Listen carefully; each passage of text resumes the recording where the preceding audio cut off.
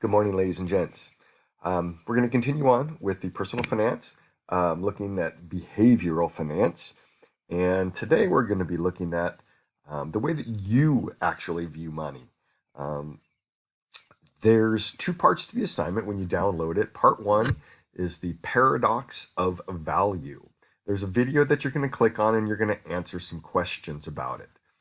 Um, to think about it, the example that they use is if you were to be offered a diamond or a bottle of water, which one would you choose? Well, obviously, we'd choose the diamond, right? To sell it, I could buy all the bottles of water that I want. But what if we changed the context and said that you're in the middle of the desert and you've been wandering around for days? Would that change your decision? Probably would, right? Diamond's not going to do you any good in the middle of the desert, but a bottle of water certainly would. So that's what you're going to be looking at in the first one. First part, you're going to be answering a few questions based on this. Just note too that sometimes the Ed puzzles, they shuffle the answers. So it may not be the same letter, but the wording will be the same. So just go ahead and highlight which answer is correct. In part two, you're going to be taking a life values quiz.